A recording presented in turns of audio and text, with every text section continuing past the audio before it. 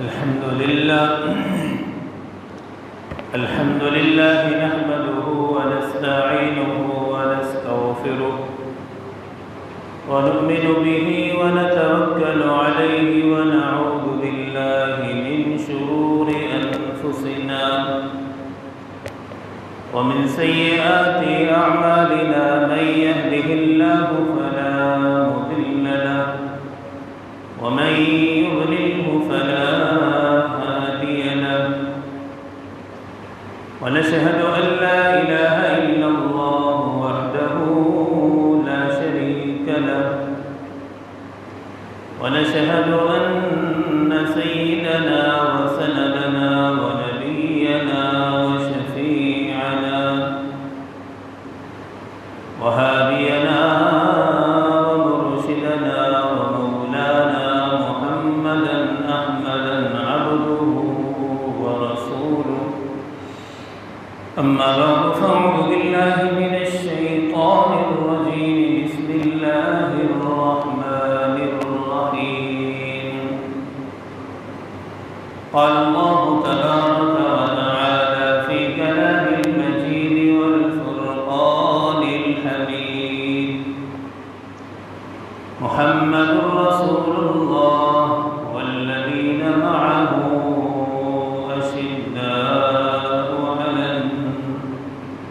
أشداء على رحماء بينهم صدق الله مولانا العلي العظيم وصدق رسوله النبي الأمي الكريم ونحن على ذلك لمن الشاهدين والشاكرين والحمد لله رب العالمين حمد صلاة الرسول اللهم صل على سيدنا محمد وعلى آل سيدنا محمد وبارك وسلم اللهم صل على سيدنا محمد وبارك وسلم اسلامی مہینے کی 18 تاریخ ہے ذی الحج کی۔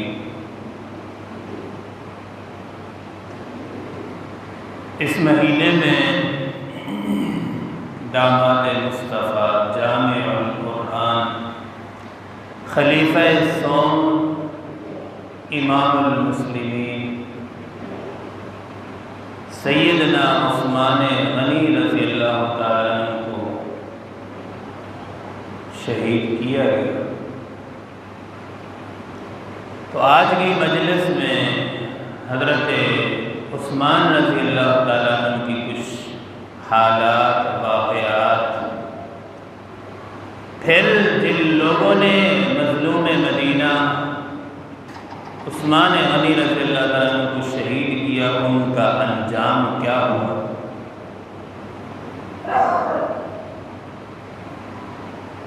اس پر بھی تذکرہ کیا جائے گا۔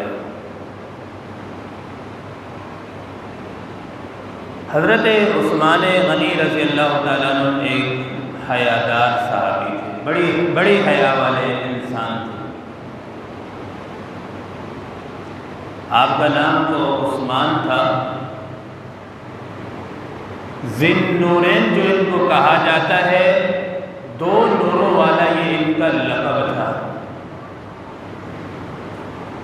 2 نوروں والا اس لیے کہا جاتا ہے، پہلی بیٹی حضرت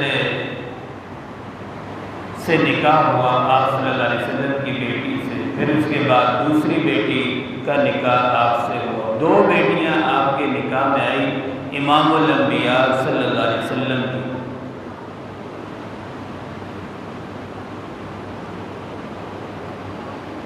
حضرت عثمان اسلام لانے سے پہلے بھی بڑے حیا والے انسان تھے، اسلام قبول نہیں کیا، کفر کی حالت میں ہے۔ لکھا ہے کتابوں میں کہ کبھی شراب نہیں پیا، کبھی زنا نہیں کیا، حالت کفر میں بھی اتنے پاکیزہ رہے۔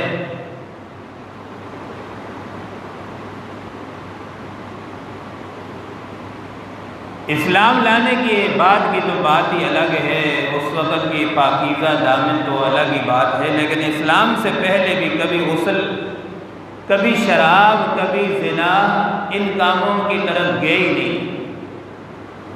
اور حیا والے تو اتنے حیادار تھے،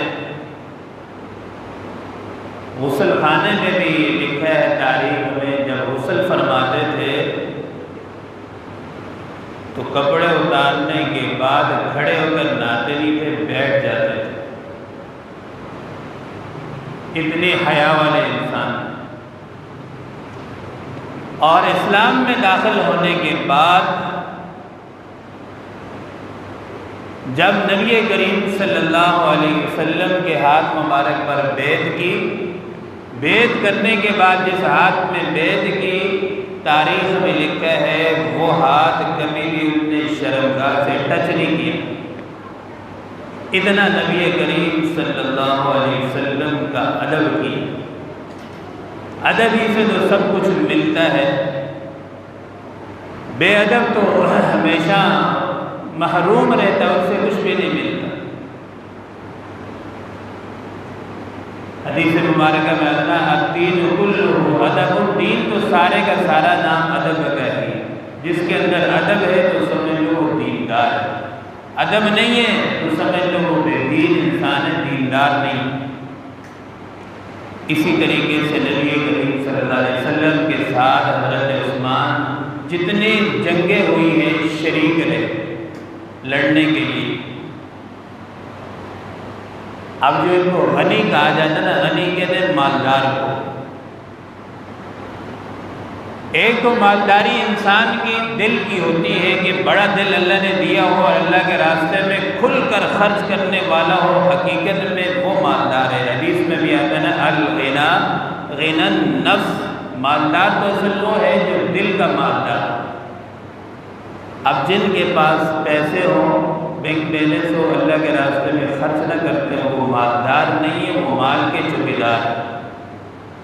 چند دن وہ چوکیداری کریں گے، چند دنوں بعد وہ دنیا سے رخصت ہو جائیں گے، نہ انہیں خود کچھ ملے گا، اپنے ذات پر کچھ خرچ کر پائیں گے، نہ زندگی میں کوئی عیاشی کر سکیں گے۔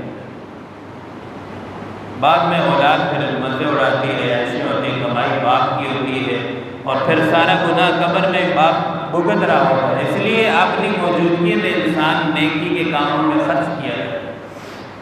تو حضرت عثمان غنی ایک تو سارے جنگوں میں شریک ہوئے، اور خالی شریک نہیں ہوئے، یہ حیات الصحابہ اٹھا کر کتاب پڑھیں، جتنے غزوات ہوئے سارے غزوات میں، جنگوں میں بے تحاشا مال خرچ کیے۔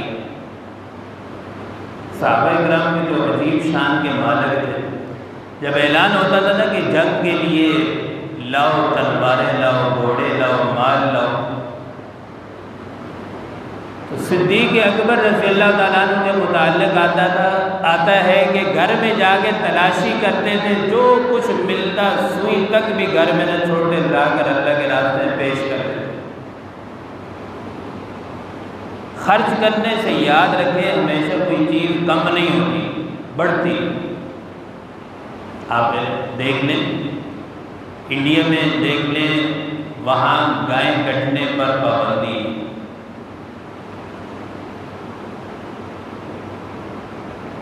اور انڈیا میں آپ دیکھ لیں سرچ کر کے گائیں بہت کم تعداد میں پائی جاتی ہیں۔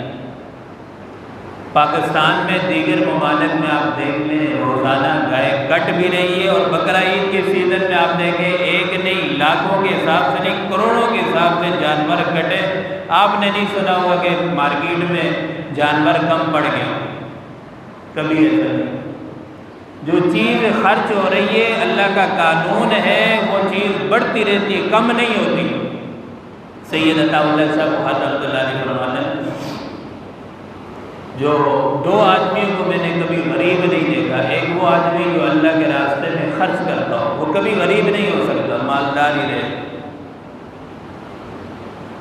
اللہ پاک قرآن میں فرماتے ہیں اللہ یرزق من یشاء بغیر حساب، اللہ پاک جس کو چاہیں بغیر حساب کے رزق دے، اللہ کو کوئی پابند تو نہیں کر سکتا۔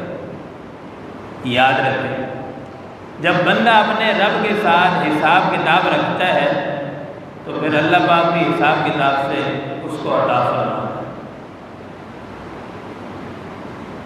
جو آدمی اللہ کے ساتھ کوئی حساب کتاب نہیں رکھتا، جب اللہ کے گھر کی آواز لگتی ہے یا اللہ کی راہ کی آواز لگتی ہے اور بندہ جو جیب میں آتا ہے نکال کے دے دیتا ہے تو پھر اللہ بھی اس کو بے حساب دیتا ہے۔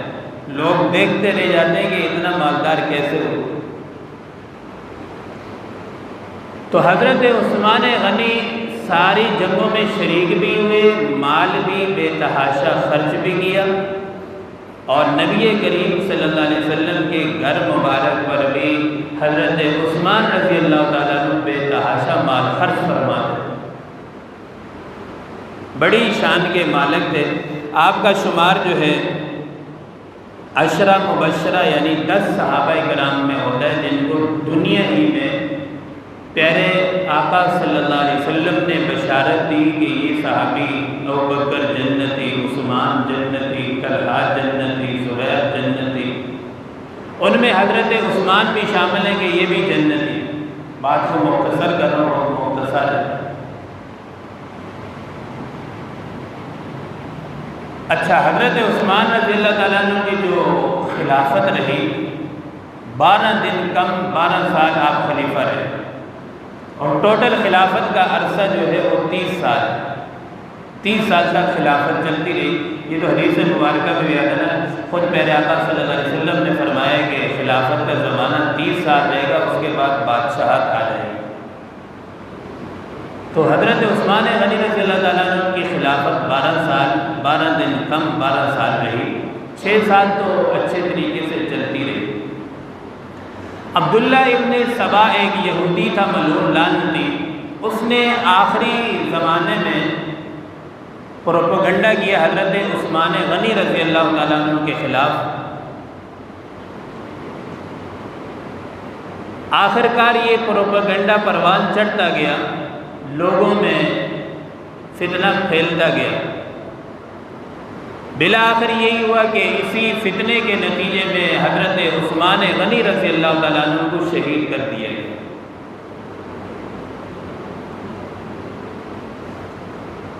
حاسدین نے، فتنوں کرنے والوں نے حضرت عثمان کو شہید کر دیا۔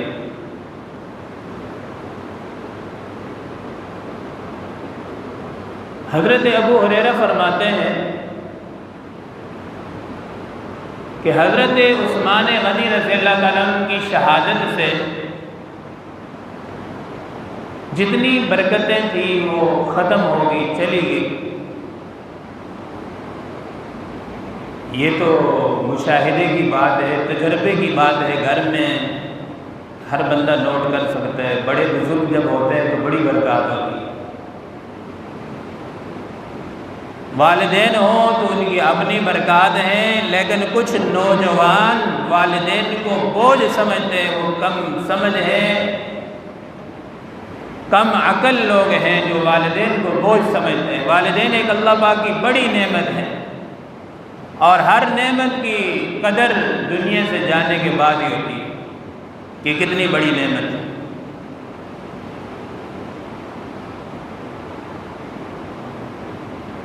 تو حضرت ابو ہریرہ فرماتے ہیں، حدیث مبارکہ میں آتا ہے کہ حضرت عثمان غنی رضی اللہ تعالیٰ عنہ کی شہادت کے بعد میں نے دیکھا کئی برکتیں ختم ہو گئی۔ بہت ساری چیزوں میں نے نوٹ کیا کہ برکتیں ختم ہو گئی حضرت عثمان غنی رضی اللہ تعالیٰ عنہ کے جانے کے بعد۔ ام المؤمنین سیدہ عائشہ رضی اللہ تعالیٰ عنہ فرماتی ہیں، نبی کریم صلی اللہ علیہ وسلم نے ارشاد فرمایا،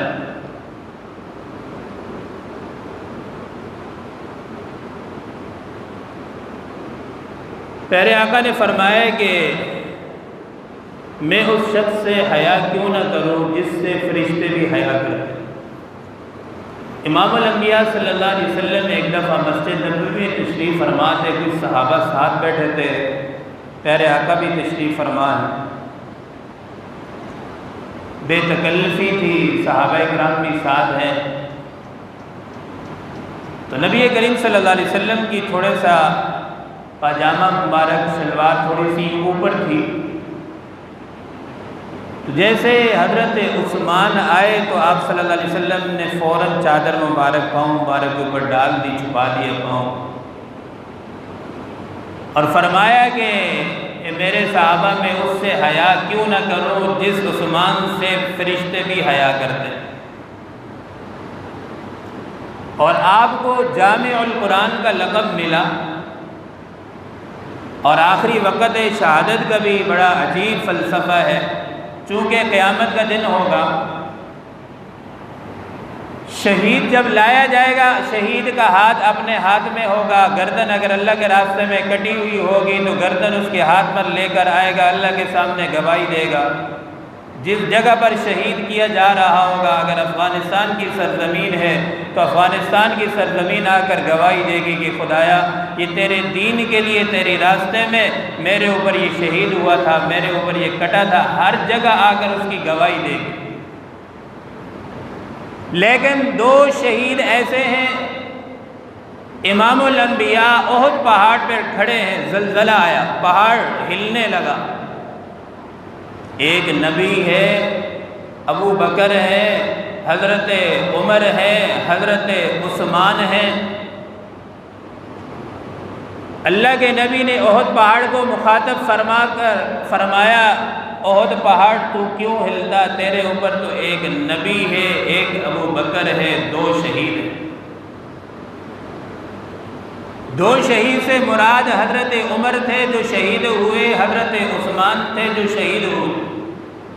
حضرت عمر مصلی نبوی پر مسجد نبوی کا مصلی ہے، جس مصلی پر پاک پیغمبر نے نماز پڑھائی، اسی مصلی پر سیدنا عمر نے نماز پڑھائی، فجر کی نماز ہے، فجر کی نماز پڑھاتے ہوئے حضرت عمر کو خنجر لگا، صحت یاب نہ ہو سکے، اسی خنجر میں شہید ہو گئے۔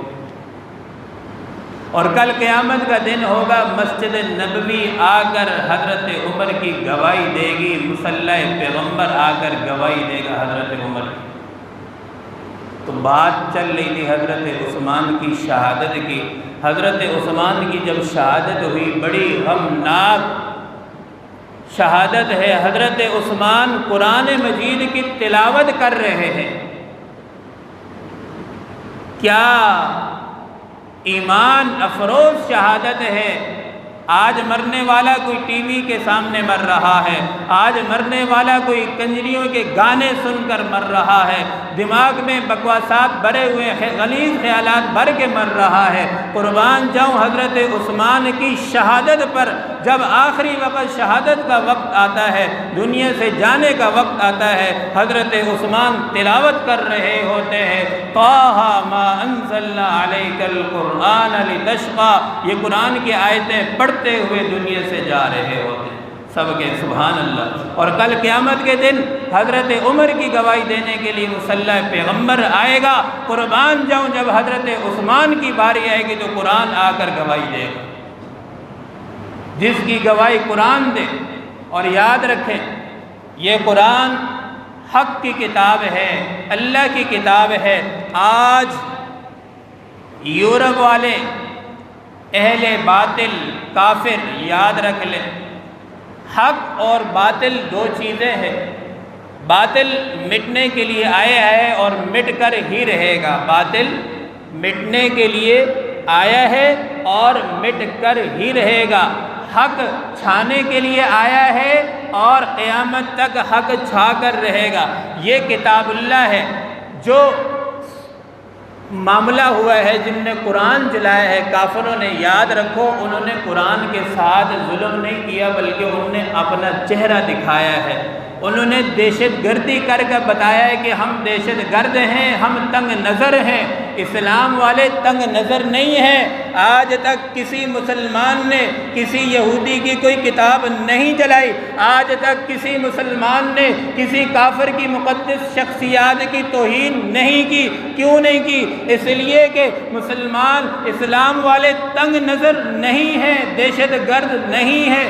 تنگ نظر اگر ہیں تو کافر ہیں، وسیع النظر مسلمان ہیں، دہشت گرد اگر ہیں تو کافر ہیں۔ اس لیے قرآن جلاتے جاتے ہیں، وہ اپنی تنگ نظری کا مظاہرہ کر رہے ہوتے ہیں اور بتا رہے ہوتے ہیں کہ ہم باطل ہیں، مٹنے والے ہیں، اور حق والے قرآن والے ہیں، اور یہ چھا جانے والے اور چھاتے ہی رہیں گے۔ ہمیں پریشان ہونے کی ضرورت نہیں ہے، قرآن والے ہی غالب ہوں گے اور غالب ہوتے ہی رہیں گے انشاءاللہ۔ جو قرآن کو جلاتے ہیں وہ خود جل کے مر جائیں گے۔ بات کو سمیٹ رہا ہوں، وقت پورا ہو گیا۔ انگریز نے کئی علماء اکرام کو، طلباء اکرام کو لا کر شہید کر دیا۔ کیوں جی؟ قرآن مٹا رہے ہیں۔ کیا کر رہے ہیں جی؟ قرآن مٹا رہے ہیں۔ بھائی یہ تو شروع سے حق و باطل کا معرکہ تو قیامت تک چلتا رہے گا نا، رکے گا تو نہیں، لیکن اسلام تو پھیلے گا، اس کو کسی کا باپ روک نہیں سکتا۔ تھوڑا سا میرے ساتھ آپ بھی بولیں، کسی کا باپ روک نہیں سکتا۔ کافروں نے کہا کہ بھائی یہ جتنے حافظ ہیں سب جلا دو، ان کو ختم کر دو۔ کسی کی لاشیں درخت پر لٹکی ہوئی ہیں، ایک نہیں ہزاروں علماء اکرام شہید ہو گئے۔ علماء اکرام نے فرمایا او کافرو، تم تو ان معصوم بچوں کو قتل کر سکتے ہو، قرآن کے نسخے جلا سکتے ہو۔ چھوٹا سا بچہ کھڑا کیا، بچے کو کہا پڑھنا شروع کر، بچے نے الف لام میم سے پڑھنا شروع کیا والناس تک۔ علماء نے کہا بتاؤ کافرو تم اس کی سینے سے قرآن کیسے نکالو؟ یہ حافظ قرآن یاد رکھیں، یہ اللہ کی فوج ہے۔ کیا ہے؟ جتنے حافظ قرآن ہیں یہ کیا ہیں؟ اللہ کی فوج ہیں، قرآن کے محافظ ہیں۔ اللہ نے خود قرآن میں فرمایا اِنَّا نَحْنُ نَزَّلْنَا الذِّكْرَ وَإِنَّا لَهُ لَحَافِظُونَ۔ یہ قرآن اللہ پاک فرماتے ہیں ہم نے اتارا اور ہم اسی کی حفاظت کرنے والے ہیں۔ باقی تو آپ چھوڑو، زبر زیر بھی اس کی محفوظ ہے، ہر چیز محفوظ ہے۔ پہلے زبور اتری، تورات اتری، انجیل اتری۔ کافروں نے ہر اس وقت کے جو مسلمان تھے اپنی مرضی سے تحریف کر ڈالتے تھے۔ چلو یہ حکم سمجھ نہیں آیا، سخت حکم ہے، اس کو تبدیل کر دی، لیکن قرآن کو تبدیل نہیں کر سکتے۔ آواز نہیں ہے تو بڑا مطلب ہے، قرآن کو تبدیل لا تبدیل لکلمات اللہ۔ قیامت کی صبح تک آسمان نیچے آ سکتا ہے، زمین اوپر جا سکتی ہے، خدا کی قسم قرآن کی زبر تبدیل۔ وآخر دعوانا الحمدللہ۔